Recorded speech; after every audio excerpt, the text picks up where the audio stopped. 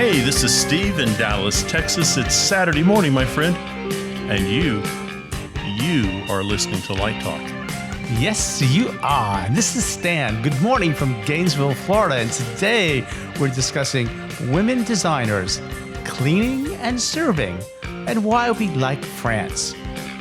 And all of that is on Light Talk. And this is David coming to you from the beautiful Belmont Shore neighborhood of Long Beach, California. And if you don't already know, you are listening to Light Talk, and we are the Lumen Brothers. And welcome, what episode everyone. Is it? This is episode 186, everyone.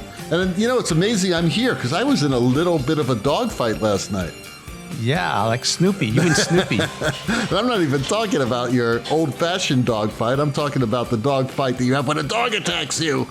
Yeah, I was walking a dog with my friend last night, and our dogs, actually both of our dogs, and this 140-pound lab started to attack us, started to run toward us. It was pretty crazy, pretty scary, because it was going after my friend's little 3-pound dog, and I kind of did something stupid and stepped between the attacking dog and the future attacking dog's dinner, and the attacking dog sort of didn't stop and just sort of ran over me. So there you go. Sent us both to the hospital. Good news is that no dogs were eaten, and we are all okay. So, but boy, that was scary. Anyway, welcome again to episode 186, and guess what time it is? News! That's right, it's time for news. And today, at the top of our news hour, or news minute, we have the finals for Hog Factor 2020 are over. And we are here to announce the winner, and it is Webster University. Webster University won Hog Factor 2020. We would like to congratulate all the 3 finalists. Along with Webster, we had Texas State and SMU for making the finals. So everybody's a winner. Everyone goes home with something. And I think it's great. So good work, all the students, and congratulations to all the schools. And also, Steve, you have something in the news, right? Something about glue? Well, I'm not sniffing it anymore. No, that's good. No, I was talking to someone today who manufactures furniture, and they were discussing that furniture is getting really hard to get because one of the major glue manufacturers for the furniture industry went out of business. Wow. So I mean, this COVID thing, you know, we think we know what it's doing, then all of a sudden, no, you can't have that table, at least not for 6 months until we can get glue again to make it. So it's really kind of hitting everybody in weird ways right now. That's very interesting. Boy, so much for Build Back Better, huh? Well, building back better if we had the materials. If we had the glue back. Are we going to build anything without glue? So horses around the world are safe now. Thank God horses are safe. I was going to say the same thing. Thank God for the equine population. Horses. Everybody likes horses. So anyway, so enough of that. And thank God for the horses. Steve has our first question. Sure. It comes from Corey in New Mexico. And Corey writes, I'm writing a paper on women who pioneered lighting. Any suggestions? Oh, my. A lot. Well, there are the usual suspects. But I'm going to suggest that you look a little further. And there are 3 people I think you should look up. So number 1, Loie Fuller. I took it right out of my mouth. About 1860-ish, 1862-ish to 1928. And she really pioneered lighting in dance. And she started looking at what lighting could do for her costumes.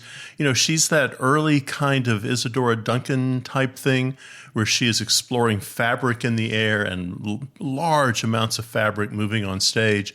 So she started looking at lighting and how that could interact with fabric. So I would look her up. Number 2 of 3. And this one is kind of a surprising person that, is kind of lost to history, but shouldn't be. There are going to be people who go, well, I know who that is. And it's Shirley Pendergast, Prendergast. And she was the first African-American female designer who worked on Broadway. Again, she's about 1929 to 2019. We just lost her. So she was associated with Negro Ensemble Company. She studied with Lester Polikoff. But here's a woman, again, who is pioneering the lighting industry. And the third one you really need to read about, and this one, again, is being lost a little bit to history because there's so many fabulous lighting designers today. And, everyone starts with Theron Musser or Gene Rosenthal. But the other one who's being kind of forgotten is Peggy Clark. And Peggy Clark was an amazing designer. She did scenery and lighting. Peggy Clark, about 1915 to 1996. Again, she went to Smith College. She went to Yale. She worked in scenery. She worked with some of the top scenic designers at the time. And then she moved into lighting. So I think she did about 80 Broadway shows. So those are the three that I would start with. And then there's all the other people that are more contemporary. What makes your list, guys? Man, Steve, you hit Loie Fuller right off the top, who was, when you said not the usual suspects, that was the first one that came to my mind. Another one that strikes me is Pat Collins, who also became an educator. And actually finished her career down here at Florida State, not at my institution. So she comes to mind.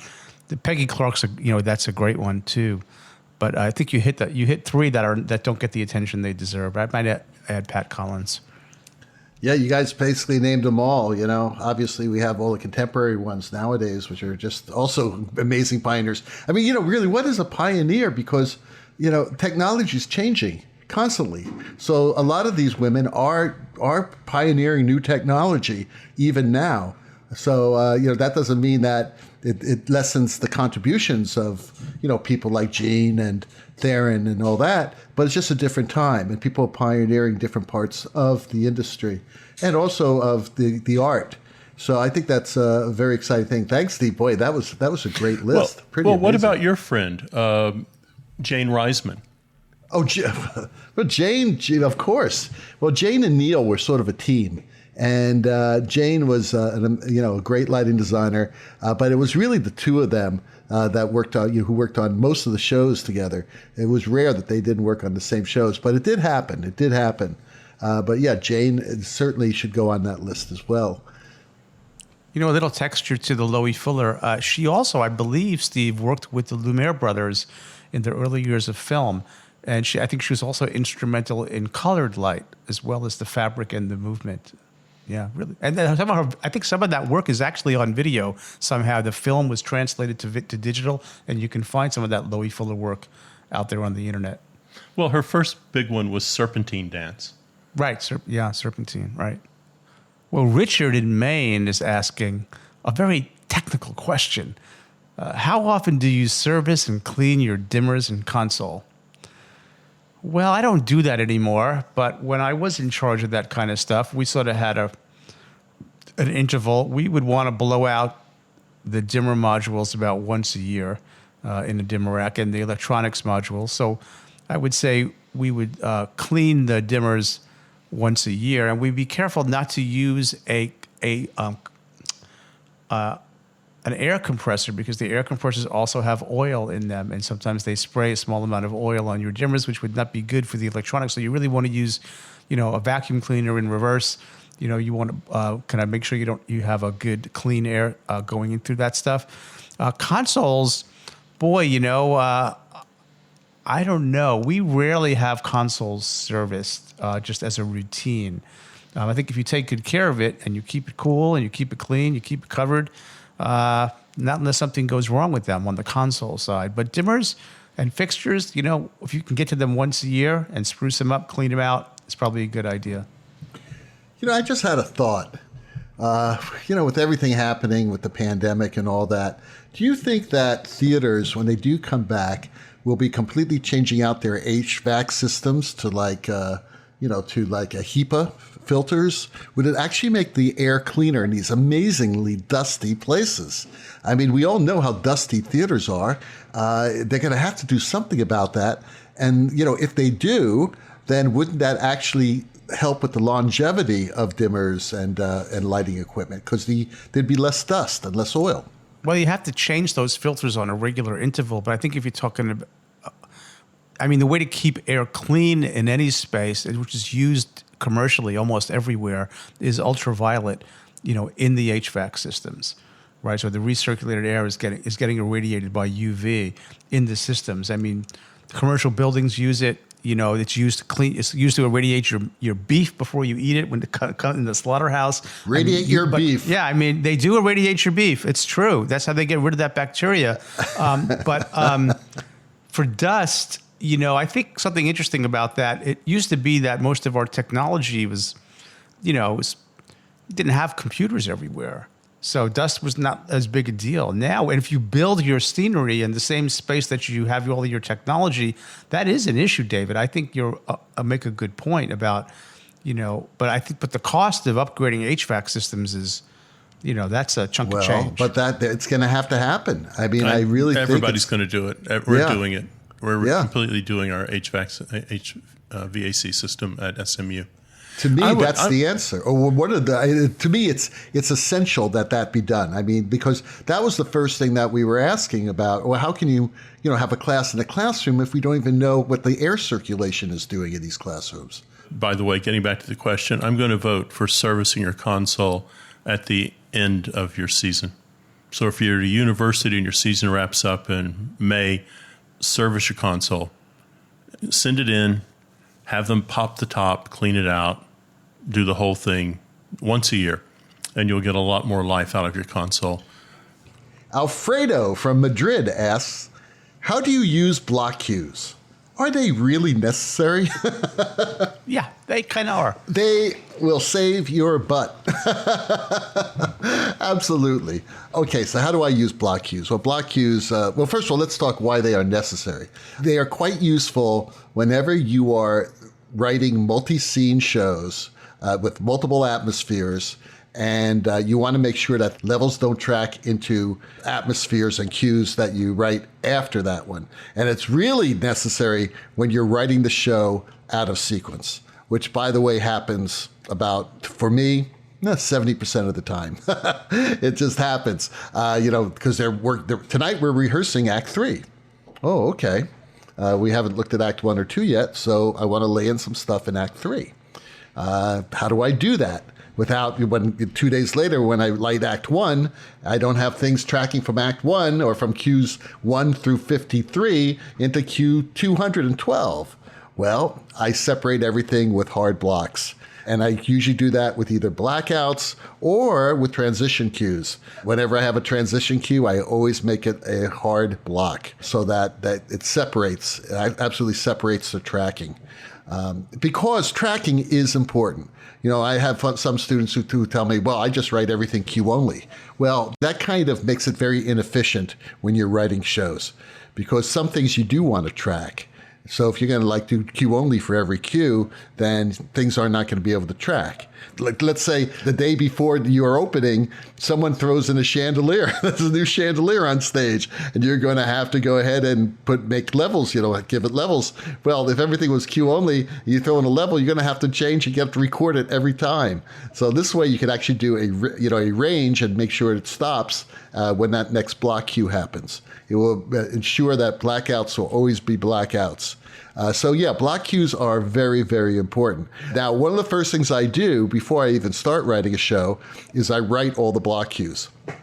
So I note in my cue sheet, when are those transitions, or when are the blackouts, or when are the fade to blacks, whatever the end of the scenes are, and I will record them. I will basically record dummy cues that are block cues. So I'll say, channels 1 through 500 at 0, record cues, 1, 17, 27, 43, 69, whatever, and then block. Make sure they're all block cues. That way, all those cues are already in the board, and we're just ready to stop those nasty little tracking channels from going into your beautiful, beautiful atmosphere.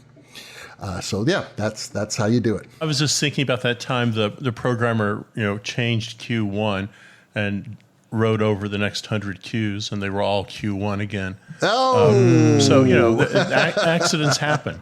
Yeah, accidents happen. So I mean, I think why would you do cue only and avoid blocking cues? I mean, you have a sophisticated console there. It's it does that kind of work for you. I mean, maybe 30 years ago you might think that way, but there's certainly no reason to think that way now. Yeah, and you can even do range cues now, which is great. I mean, it's so great the flexibility that these consoles have nowadays. So you are listening to Light Talk, and today Light Talk is sponsored by Fibonacci Research. Fibonacci Research introduces the anti-hubris vaccine. Are you constantly battling leaders, directors, and producers with an inflated sense of pride and confidence? Are you longing for the company of collaborators with humility, intellectual honesty, and calm? In these days of global pandemics and the entertainment industry being ground to a halt, you may be wondering what Fibonacci Research is doing to make your life better when we return to some sense of normalcy. Soon, most of us will be getting a vaccine to protect us from SARS-2, the virus that causes COVID-19. Fibonacci Research realizes that this won't be enough to bring all our lives back to normal. We need to cure the problem of overconfident, prideful leadership that ignores reality and treats others with disrespect. For this reason, Fibonacci Research introduces the anti-hubris vaccine. It is compatible with a vaccine for COVID-19, and they can be administered in the same setting simultaneously. The anti-hubris vaccine, when given to overconfident directors, overbearing producers, and any collaborator you have to work with an inflated sense of self-importance, will be cured of this malady within 24 hours. And we'll all be protected with herd immunity from these types of individuals.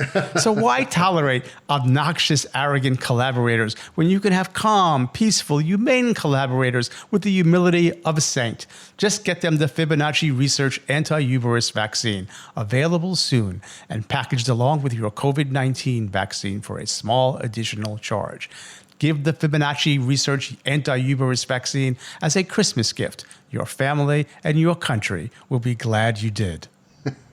Don't get me started about herd immunity or herd mentality. Yeah, we'll all get herd immunity pitches. Go suck on a doorknob. Oh man, that's what I really want to say. I'm just amazed. How can a country be so full of morons? I have no idea. Okay, so there goes half of our listenership right there. I mean, is the doorknob a standard doorknob, or is it one with a thumb switch? I mean, that makes a difference. Okay, and now back to Light Talk. Well, the sound of those crazy ducks tells us that it's time for another installment of Let's Talk About. And today, our Let's Talk About subject is, should we care about sight lines and masking? And if so, how do you teach it? Yes, we should care. Oh, I know people who may differ, Mr. K. The audience cares. Professor K, we know people who may differ. Well, lay it on me, baby. No. Why should we care? You go ahead and take the, one side of it. Oh, I don't want to see that actor waiting to come on picking his nose in the wings. You know what I'm saying? That's a distraction from the action. Hey, there's a title for you. Distraction from the action. It could be more interesting than the action.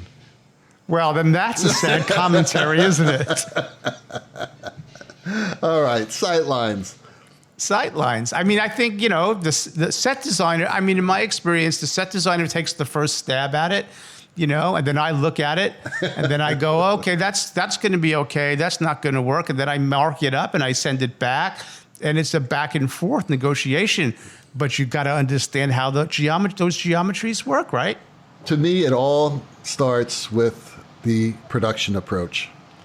And I think this is something that you talk about with the director and the rest of your creative team about really what you want the audience to see and what you want or not see. Yeah. What the approach is going to be about this theatrical event.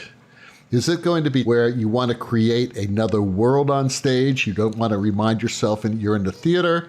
Do you want to be aware of where you're at? Do you want theatrical elements to be seen? And how many theatrical elements do you want to be seen? Is it enough just to see the lights, or do you want to see people off stage picking their noses, as Stan said? We know shows that are like that. The most important thing is that you make a decision one way or the other, and you don't just say, well, it is what it is. Oh, that's terrible. I hate that. And unfortunately, I have seen that a lot in some schools and also a lot of shows that I've seen. Not professional shows, because I think that this is a basic thing, and creative teams and directors really do care about the theatrical experience. One thing I always tell my students, and I was talking to them last week about this, I asked them a question: when you go see a show, when does that experience start? Some people say when the house lights go down, but I had one great student. He said, as soon as I park my car. The parking lot, absolutely. And he was so right about that, because it is about walking into the theater, into the building. What's happening in the lobby? Is there music playing? Are there displays? What does the theater look like? And what is the facade? And what drives me crazy? Okay, it's Dave's beefs. Okay, it's a David's beefs today. But what drives me crazy is when student lighting designers, when the last thing they write, the very last thing, the last light cue they write is the preset. No, the preset should be discussed long before you get into the theater, because then you're discussing what is the atmosphere that the audience is experiencing. Masking and sight lines. So, and then masking, and if you want masking, you don't want masking. But also, what is that atmosphere that you're creating visually, lighting-wise? So that sort of discussion happens at the very beginning, whether you're going to have masking and not masking, what's going to be masked, what's not going to be masked. And it was really interesting when you look at a show like Hamilton. Lighting is extremely expressionistic, and you see the lighting, and the lighting is exposed. Not all of it, but a great part of it is. And that's all done intentionally, and it makes sense. It makes sense. It's not something that's arbitrary. So yes, masking is important. Well, I think the thing about masking and both legs and borders, I think as a young lighting designer, you have to understand how that works, and you can't just kind of leave it up to someone else, because it's going to impact where you put your lights, obviously. And, a number of times I've seen young designers be completely surprised that all of a sudden their first electric is all over the border as they shoot up stage, or they're trying to get a rear shot in, and again, they're clipping the border, or their booms are placed in such a way that they can't quite get the shutters right without lighting up the leg also. So I think it's a big deal. I think you also have to think about the experience of the audience. If you go and look at the extreme sight lines, what are those people seeing when they're looking at the stage? When I'm on the road, I usually set my sight lines. I mean, if I'm going to have a recipe, I'm going to set my sight lines at about the third row in the auditorium.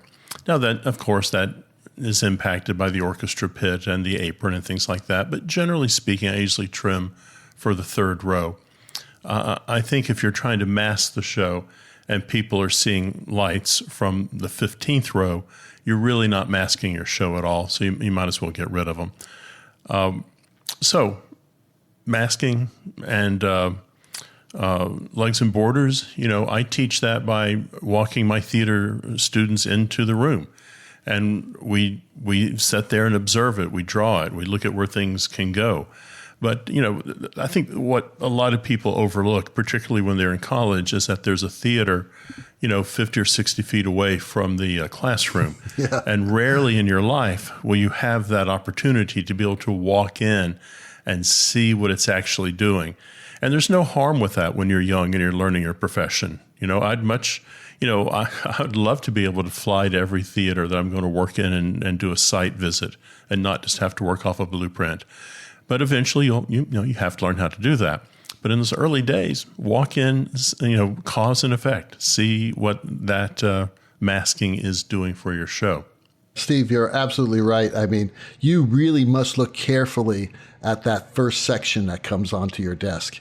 When you see that section, you check your shots. You check, like let's say there's a second story on the set. Well, my first question is, how do I light somebody up there? And if you're expecting to light them from the first electric, right? And there's a border between that and the second electric, you better make sure that you can make that shot.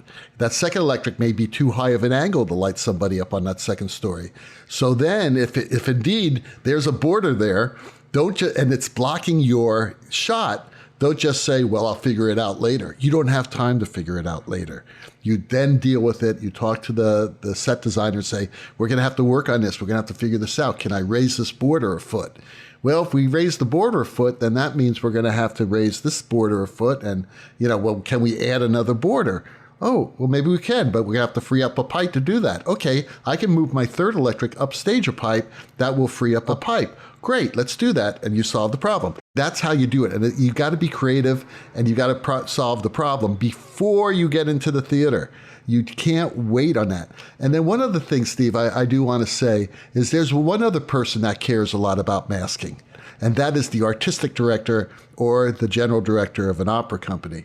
Because if that general director or artistic director don't want to see lights, they will go to that first row. And they'll sit there and they'll say, you know something, I have someone who pays $700 for this seat. I don't want them seeing lights on the second electric. And guess what happens? you raise the electric or you lower the border, and there goes your shot. So be safe. The other place that young designers mess up is they have 3 electrics on stage, right? Downstage, midstage, upstage. And they've got a set of backlight on the third electric and a set of backlight on the second electric.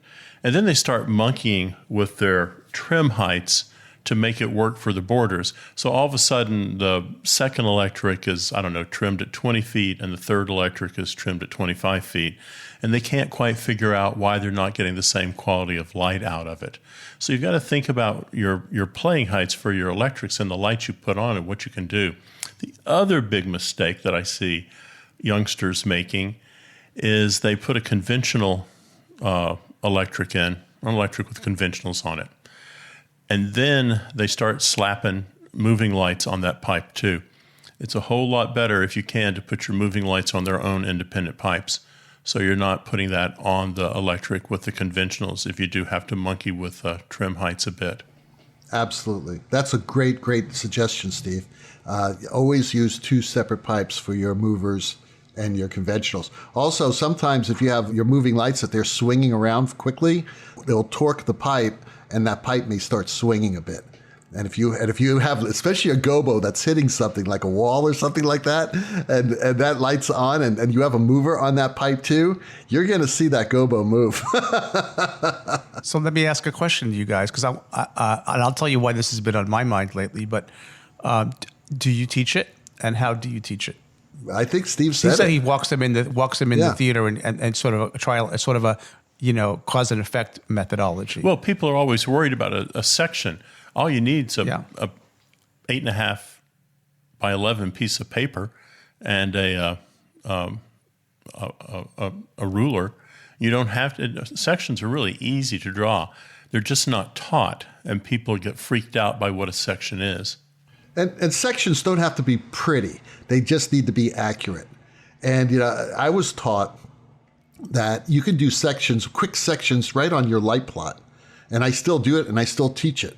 I say, you want to see if you can make the shot? Let's do the section. And you just draw the line from the light, right? On the light plot I'm talking about. And you all of a sudden you create the floor. You actually draw a line from that light to where it's focused, right? And that's the floor now. That's now the floor. Then you draw up 6 feet for the actor, right? Perpendicular to the floor line. And then you draw up from that light to whatever the trim is. And you draw where the border is, where it intersects that line. And there's your quick section. You can see if you make the shot. That's the easiest and quickest way of doing it. So I have a small dissent. Yes, that you can draw a very simple section and get your shots and see that. But I would argue or propose that it's not quite so simple because there are a lot of moving parts. So there's a lot of adjustment. Once you decide where your extreme sight points are, whether you're masking, I agree with Steve, third row, second row in terms of the vertical sight lines. And then your horizontal sight lines, your extreme left to rights, and for your legs. But things are moving. Early on, the set designer is still maybe hasn't determined the height of the walls or where this unit is sitting. So there's a lot of flux in the early phases of development about these things. So the masking sort of has to adjust in a sense. And sometimes, and I'm doing a project right now where I'm developing a proscenium, okay, for a theater that doesn't have one. And so I have the freedom, and I'm also doing the seats. So I'm determining the sight lines. I have a range of how many seats that the owner wants in the building. How wide can we go? What size? And the proscenium is going to be adjustable. It seems they really like that idea. So it can be a 40-foot, or it could be a 30-foot. It could be 24 feet tall, or it could be 18 feet tall, right? And then I keep moving things around until I get it to the sweet spot. So I think the concepts are simple, but the actual execution, because other things are developing. There might be orchestra shells in the auditorium. There might be orchestra shells on stage. So there's just a lot of moving parts to that. And I think, in my experience in academia, it sort of gets done, but it gets done in sort of a sloppy way. But there's two different points there, right? There's what you're doing, which is what an architect does. That's completely different from what a student is doing on a show. So yes, I could see how your section could be very complex and there's a lot of thought going into it. But if you're a student standing on stage and you say, let's put the lights at 18 feet and let's put the border at, 16 feet, and the border is 3 inches downstage of the electric, and you're trying to figure out why your shot won't get there, that's a pretty straightforward thing. That is, but now put the scenery and the platforms into that equation. I think what's happening is you're making it too complex. I think for architecture, you're dead on. I wouldn't argue with you a bit. But you're making it too complex. And all of a sudden, nothing gets done because there's in a conversation about, well, tomorrow, let's take a look, and tomorrow there's going to be something else. I think...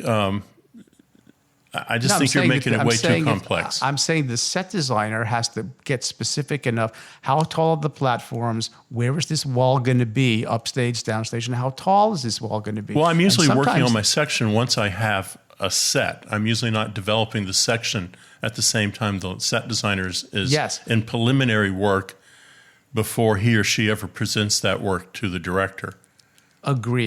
Agreed on that one. And what happens to us here's where we get caught. Now, this may change because we have a new technical director now. But our technical director liked to hang the masking at the strike of the show that's going out. And and by that point, the set has been finalized, right? And the lighting designer and the set designer have not really always agreed on the masking because it was sort of neglected. You know what I'm talking about, David? It's the philosophy of the set design teacher. And Yes, I just finished working with a wonderful man who really didn't believe in masking. He was a great artist and all that, but it's like, oh, whatever, we'll figure it out later. No, you got to figure it out right away because our work depends on it. That's right. That's my point. Then nope. I'm going to disagree with you. The problem is how you schedule things. Now, True. if that's how you like to work, and there's nothing wrong with that, you have to change your schedule to adjust to the way you want your strikes to work. So if you want to hang all of your masking 2 weeks before the set loads in, you just have to adjust your deadlines so that those sections are done and it can be hung. I agree with you, Steve, about the schedule. But David's point is some set designers couldn't give a two bits about the masking. They'll deal with it with we'll just hang drapes. But that's the minority. It's a huge minority. Most set designers that I work with in the profession, they care very much about Absolutely, they do. masking. I agree with you. But sometimes the students are not. I have students right now, graduate students, who were not taught much about how to mask this. They're going to have problems. That's right. I think so. Now we have to. That's right. So now we have to fill in those blanks. Well, I mean that's the first week. The bigger problem that people are facing now, which is a moving target a little bit, is projection. Yep, so sometimes true. projection can impact that in a negative way as the projection evolves, as that is being developed with the director and the set designer. But again, they know what projection surfaces they're going to use, and they probably know where they're going to put projectors. So again, I think these things can be solved pretty far in advance of a show loading in. I agree. They have to be. They can Yeah. be. And should be. It's not Kevin. They have to be. It's like I don't know a situation. Where do you hang the lights if you don't have that exactly? figured out? I mean, it's like you figure it out from. Okay, there's a pretty good idea from the beginning, but like Steve said, you don't do the light plot until you get the plans. And the plans are, okay, we know this wall is going to be 23 feet tall at that point. We know this wall is going to be placed here. What gets tricky is when, halfway through rehearsal and the set's been designed, the director says, I need the set moved up stage 18 inches. Right? That happens. And it's like, it's like, great, now what do we do? And well, we figure it out and we make it happen. But that is rare. That is rare. You don't have time in the American theater to be making changes like that. That's my point. And I just want to make sure that I'm bringing up the point that, yes, what I'm doing is a bit more complex than what we do for a stage play. But I think that we certainly have to teach them and make sure that they pay attention to it. Yeah. Well, Steve has our last question of the day. It comes from Jean in France. And Jean writes, what surprised you most when you started working on our side of the Atlantic? I thought about that a little bit. And I think, and stay with me, Jean, I think what surprised me about France and the Netherlands was the leisurely way in which you work. In America, you walk in the theater and it's like, let's go to work. Work. Let's get the ladder. Where are we going? And the thing that I really liked about France and the Netherlands is you show up at the theater and the first thing, the master electrician walks up and goes, how about a cup of coffee and a cigarette? And let's have a cup of coffee and let's talk about how the day is going to evolve. Let's talk about the objectives of the show. It just feels... Sometimes when I'm in Europe, the Europeans are more invested in the show. And the Americans are more like, let's hit the punch card and start the clock going. So when I first started doing that, I thought, oh, this is terrible. I'm going to lose half an hour every morning to someone who wants to have a cup of coffee with me and talk about the show. But what I found over the years is it makes the rest of the day go so much better because everyone has, maybe my steps in coming into the theater are 1, 2, 3, 4. And maybe that master electrician in France says, maybe step 1 should be step 2. So and here she explains why that'll be more efficient in the theater that day. And it generally is because they know their theaters and I don't. They know their crews and I don't. I totally agree. And it has to do with 2 or 3 things. Priorities is one. People in Europe seem to have their priorities straight. And family is really important, and friends are really important, and goodwill is really important. And also, so let's get down to the nitty gritty here. You have more than 8 hours to hang and focus your show, okay? I mean, you in the United States, you have to say, oh, I only have 8 hours here, so I can't, hang more than 200 lights and blah, blah, blah. Now, in Europe, you have weeks. And in most cases, in a lot of places, and especially in Italy and in Germany, you are the project for the next two or 3 months. That's it. So the pressure is not nearly as intense as it is in North America. Yeah, with dance, I'm usually in the theater for a week. Yeah. The other good thing is siesta time. I like siesta time. And one of the things I liked about the Netherlands is that most European theaters have a little canteen in them, or they have a kitchen that the stagehands can cook in. And I also kind of like the shared meals, that everybody would bring something and it would kind of go into the crock pots and there would be a shared meal, maybe a dinner meal. Well, most theaters also have commissaries. Yeah. They have cafeterias where everybody eats. And by the way, the food is outstanding. And it's very inexpensive. You have lunch for like €5. It's like insane. But you eat with each other too. So there is a communal spirit there. that you don't get in the United States, which is a shame. And I think a lot of it has to do with socialism, too. I agree. I've worked in museums in Europe more than I have in theaters, and the siesta time, the middle of the afternoon, taking the break, working later, eating together, breaking bread together is the great lubricant of human relationships. I really agree with that. The great lubricant of human relationships. Love it. Well, that being said, the rocking sounds of the Luminoids tells us that once again, you spent another morning listening to Light Talk. You can hear our show on Spotify, iTunes, Google, YouTube, and just about every podcast site out there. Check out our website on lighttalk.org for future guests, and be sure to follow us on Facebook and subscribe to our podcast. That way you will not miss a second of Light Talk insanity. No guarantee is offered regarding the accuracy of any statements or opinions made on this podcast. However, if you decide to litigate us, the law firm of Flocked, Flair, and Claire, and their paralegal, I am Schnoot, will defend us until our retirement funds are depleted. Light Talk is written and produced by the Lumen Brothers, coming to you from Long Beach, Gainesville, and the Republic of Texas. And be sure to join us next week when we talk about more happenings in our crazy industry. All of that and a new sponsor. Light Talk, broadcasting questionable Lumen knowledge and humor around the world. So we'll see you all next Saturday morning. Goodbye from Light Talk. Bye-bye. Toodles.